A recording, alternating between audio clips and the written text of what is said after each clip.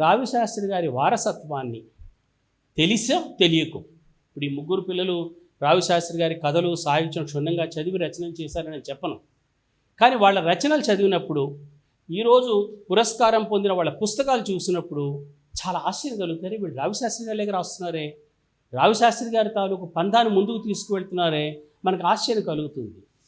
మీరు రావి శాస్త్రి గారు చెప్పిన గొప్ప కథలని చెప్పిన 10 కథల్లో, రావి శాస్త్రి గారు చెప్పుకున్న 3 కథల్లో కూడా నేను అంగీకరించింది వ్యక్తిగతంగా, నేను రావి శాస్త్రి గారి కథల్లో అత్యున్నతమైన కథగా చెప్పేది వర్షం అనే కథ.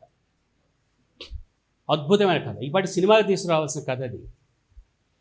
శీలం సురేంద్రకి రావి శాస్త్రి గారు వర్షం కథ రాశారు, మీకు తెలుసా?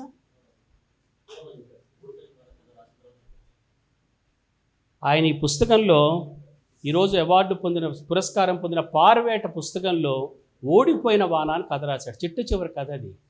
నాకు విభ్రాంతి కలిగింది. అది ఏంటిది? ఎక్కడ రావి శాస్త్రి, ఎక్కడ విశాఖపట్నం, ఎక్కడ ఆళ్లగడ్డ, ఎక్కడ శీలం సురేంద్ర, ఎలా రాయగలిగాడు ఇలాంటి కథ? ఆయన నిస్సందేహంగా కథ రాసినప్పుడు వర్షం కథ చదివి ఉంటాడు. నాకు చదివి ఉంటే కథ రాసి ఉండేవాడు కాదు. అయ్యో ఇది ఎవరన్నా రావి శాస్త్రి కథగా అనుకరణ అంటారేమో అని అనుమానంతో ఆగిపోయి ఉండేవాడు. ఎంత అద్భుతంగా రాశాడు. అద్భుతంగా రాయడం మాత్రమే కాదు, వర్షం కథ ముందుకు నడిస్తే ఓడిపోయిన వాన కథ అవుతుందన్నమాట. ఆ కథ ముందుకు నడిచింది. అసలు ఆ కథ శిల్పం, నిర్మాణం, ఆ పిల్లవాడు అంటే రావి శాస్త్రి గారు వర్షం కథ రాయటానికి వెనక వారికి ఒక గొప్ప సాహిత్య వారసత్వం ఉంది. ఒక చాలా చదువుకున్నాడు ఆయన. మీరు రావి శాస్త్రి గారు ఇంటర్మీడియట్ నాటికి ఆయన ప్రపంచ యుద్ధం, 2వ ప్రపంచ యుద్ధం మీద ఆయన కామెంట్స్ రాసుకుంటున్నాడు డైరీలో. అంత విస్తృత పరిజ్ఞానం ఉంది ఆయనకి. ఆయన రాయడంలో ఆశ్చర్యం లేదు. కానీ ఒక సురేందర్ లాంటి పిల్లవాడు ఓడిపోయిన వాని కథ లాంటి కథ రాస్తే నిస్సందేహంగా నువ్వు రావి శాస్త్రి పురస్కారం అర్హుడు, నువ్వు కాకపోతే అర్హుడు. అటువంటి ఆ స్ఫూర్తి నీలో ఉంది.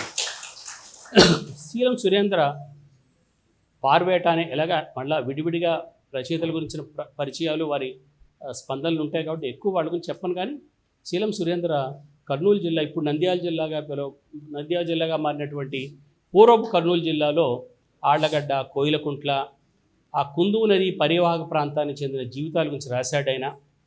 కర్నూలు జిల్లా తాలూకు యాస ఈ మధ్య ఇప్పుడు సాహిత్యంలో వస్తూ ఉంది.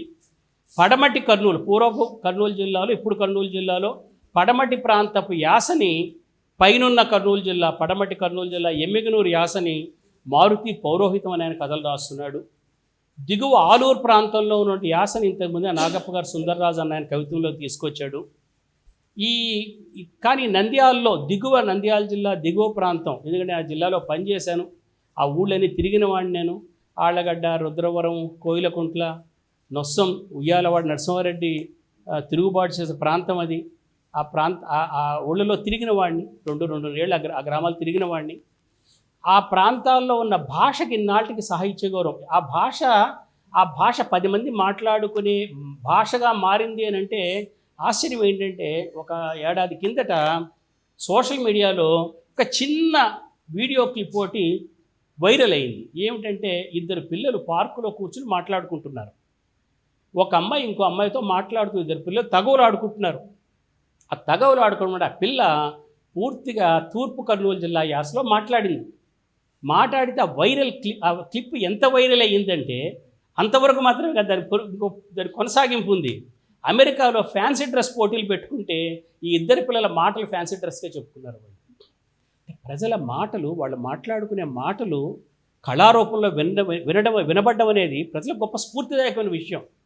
ఇన్నాళ్ళకి అటువంటి భాషలో సురేంద్ర కథలు రాశారు, సాహిత్య గౌరవాన్ని తీసుకొచ్చారు. అంటే రావి శాస్త్రి గారు ఇందాక మన చలన్ గారు చెప్పారు, 1892 నాటికే గురజాడ అప్పారావు గారు కళింగాంధ్ర మాండలికానికి సాహిత్య గౌరవం తీసుకొస్తే దాదాపు 125 ఏళ్ళు పట్టింది ఆ తూర్పు కర్నూలు నంద్యాల ప్రాంతపు మాండలికానికి సాహిత్య గౌరవం రావడం అటువంటిది. 12 కథల పుస్తకం ఇది. ఈ కథల గురించి చాలా చెప్పచ్చు. వెంకటకృష్ణ అనే మరొక రాయలసీమ రచయిత, భావుకుడు, మేధావి, ఆయన దానికి ముందు మాట రాశాడు. ఆయన అందులో బాలగోపాల్ గారి ప్రాంతాన్ని రెడ్డిస్థాన్ అన్నారు. ఇదంతా రెడ్డిస్థాన్ తాలూకు కథలను రాశాడు. ఇలాగా దాన్ని చెప్పవచ్చు, దానిలో దళితుల జీవితాలు ఇవన్నీ రాయొచ్చు. కానీ నాకు ఆ కథల్లో కనబడింది ఏంటంటే, ఒక శిశు హృదయం కనబడింది, పసి హృదయం కనబడింది, ఒక ఇన్నోసెన్స్ కనబడింది. అసలు రాయలసీమలోనే ఒక ఇన్నోసెన్స్, కర్నూలు జిల్లాలో కర్నూలు కడప జిల్లాల్లో చాలా ఇన్నోసెన్స్ కనబడుతుంది మనుషుల్లో. ఆ ఇన్నోసెన్స్ ఆ కథల్లో ఉంది. పసి హృదయంతో ప్రపంచం తాలూకు వాస్తవాలకి ఇంకా గుండె కోతపడినటువంటి శిశు హృదయంతో సురేంద్ర కథలు రాశాడు. నాకు చాలా ఆశ్చర్యం అనిపించింది. ఒక పసిపిల్లవాళ్ళగా రాశాడు ఆ కథలు. ఆ ఇన్నోసెన్స్ చాలా గొప్ప ఇన్నోసెన్స్తో రాశాడు ఆయన. అందులో చెప్పొచ్చు మార్జినలైజ్డ్ జీవితాలు ఉన్నాయి, శిల్పరీత్యా గొప్ప కథలు ఉన్నాయి. దేవమ్మ అనే కథ ఉంది. ఆ కథలో ఉన్న శిల్పరీత్యా ఉన్న పరిణతిని వెంకటకృష్ణ చాలా బాగా ఎన్లేస్ చేశాడు. బట్ వీటన్నిటికన్నా కూడా నాకు బాగా నచ్చింది ఏంటంటే ఒక ఇన్నోసెన్స్, ఒక అమాయకత్వం. అంటే ఆ ప్రాంతమే రియాలిటీస్, బాహ్య ప్రపంచం తాలూకు రియాలిటీస్ ఇప్పుడిప్పుడే ఆ ప్రాంతం చూస్తోందా. ఇక రచయిత ఆ ప్రాంతం తాలూకు అన్ఎక్నాలెడ్జ్ లెజిస్లేటర్, అతను అప్రకటిత శాసనసభ్యుడు. రచయిత మాట్లాడుతున్నాడు, ఆ ప్రాంతం మాట్లాడుతున్నాడు. తను ప్రజాప్రతినిధి రచయిత, ప్రజలు ఓటు వేసుకోకుండా ఎన్నుకునే ప్రజాప్రతినిధి రచయిత. కాబట్టి ఆయన ఆ ప్రాంతానికి ప్రతినిధిగా ఆ ప్రాంతం తాలూకా శైశవాన్ని, అమాయకత్వాన్ని, చిన్నపిల్లల కథలు ఉన్నాయి అందులో, జంతువుల కథలు ఉన్నాయి అందులో, అది సురేంద్ర కథల్లో ఉన్నాయి.